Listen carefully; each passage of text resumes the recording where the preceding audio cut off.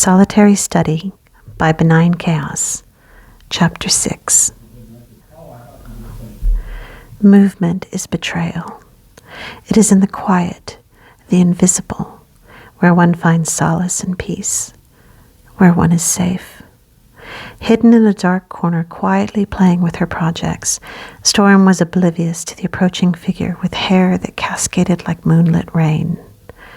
"Storm?" the quiet figure said softly.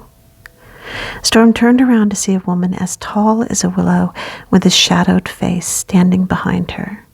Storm's glasses had fallen to the tip of her nose, so she pushed them up with her ink-stained fingers as she looked up at the beckoning figure. "Who are you?" she asked tentatively. Storm could smell water but was unable to find any around her. The shadowed figure strode gracefully to Storm's desk and into the soft light of the desk lamp.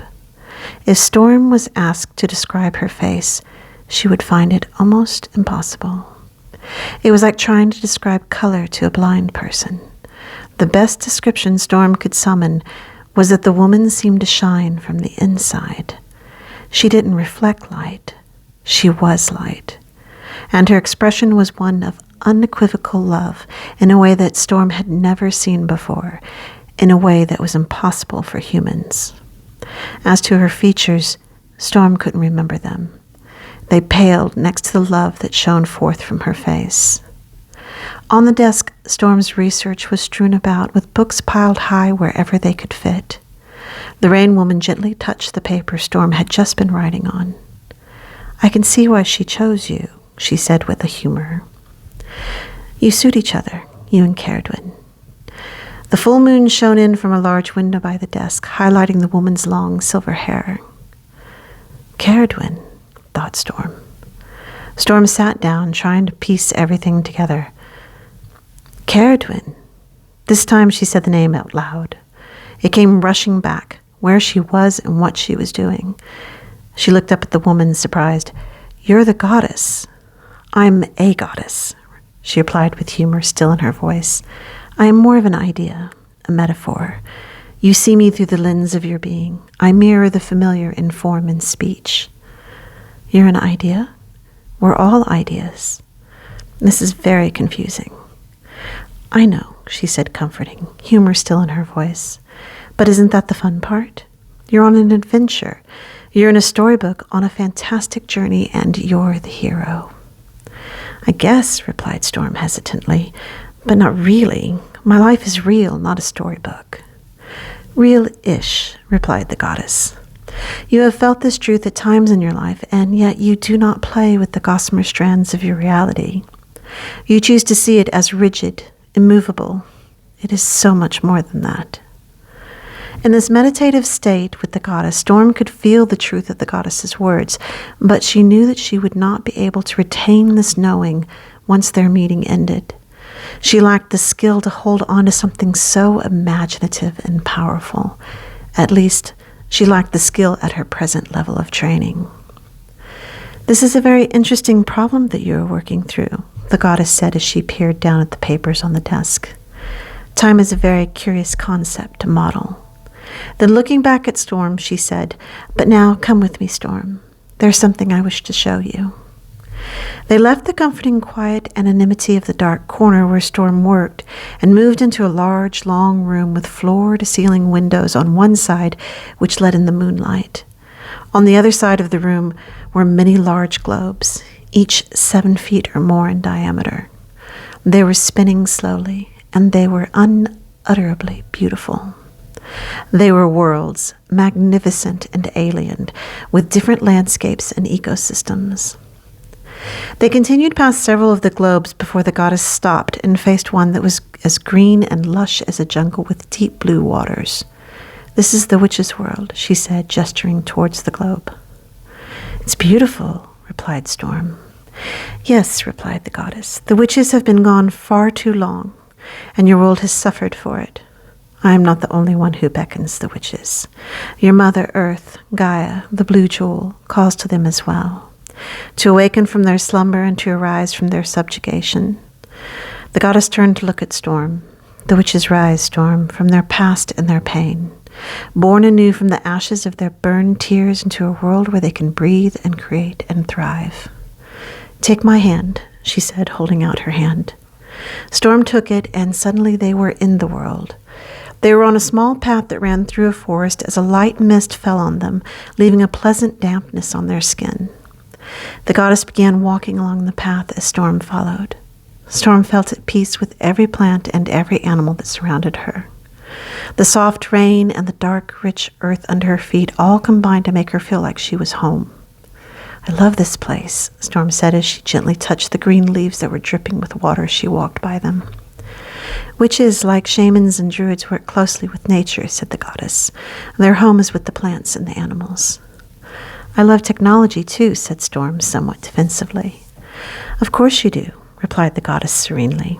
"I do not suggest that one can only exist in the absence of the other. The two can be married. Give me your hand again," said the goddess as she held out her hand once more. Storm gripped her hand, and with a swoosh and a blur of scenery, they were now in a city, but trees and plants were everywhere. Trees lined the streets and vines fell gracefully from the sides of buildings. She could see balconies covered in plants and entire floors of buildings devoted to plants and parks. Both can exist in harmony. "Is this why you're training me?" asked Storm. "To help bring about this reality?" "I'm training you because the witches need to hear their voice. There are many whom I'm training as the witches wake. More than one voice is needed, as not all will understand or accept your voice. I need a chorus to reach the beautiful diversity of the witch kindred." "But what can I, someone with no experience, education, or training, possibly bring to this monumental task?"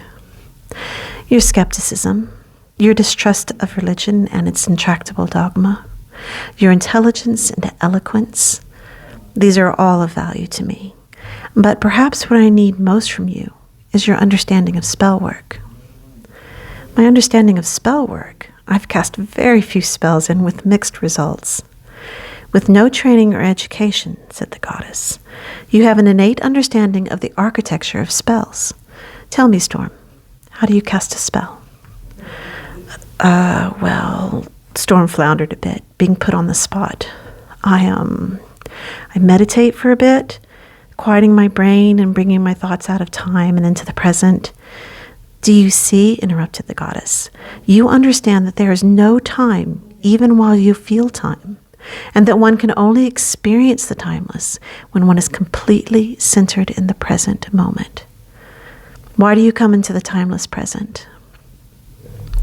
"Because that's the only place where I can effectively manipulate energy. Manipulating energy requires focus and being fully present. It's exhausting, though, and I'm not always successful. That's why I don't cast many spells." "You lack discipline and do not practice," the goddess replied in a no-nonsense, matter-of-fact tone.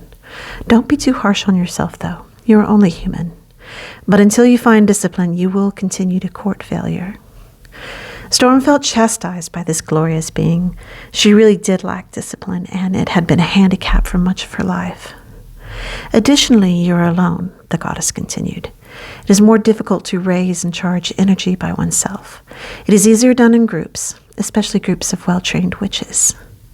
"And you are only partially correct in your understanding of the present moment," she said. "Yes, it is where one's mind can focus and shape energy, but it's also where all power and creativity reside.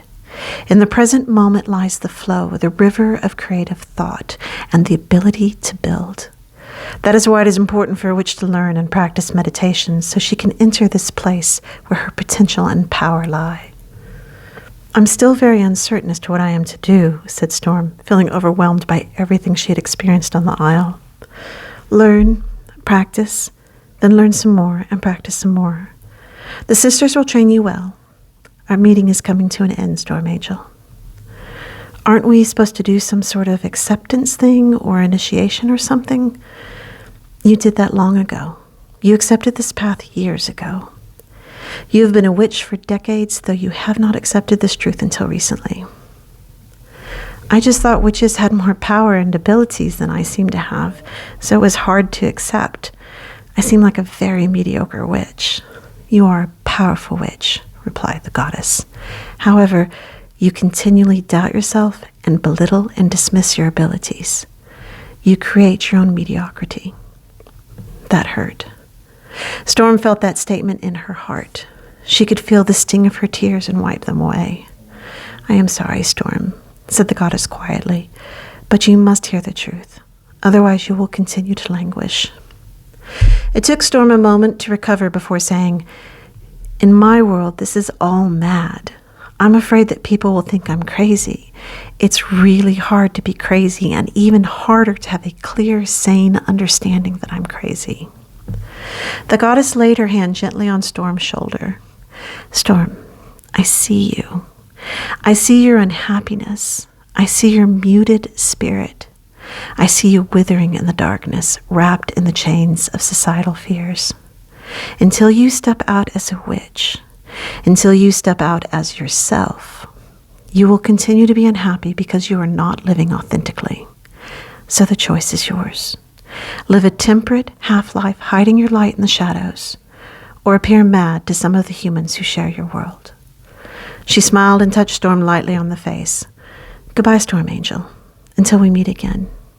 And then Storm opened her eyes, back in the cauldron as the water was cooling around her body. Thank you for joining me, and I will see you guys in Chapter 7.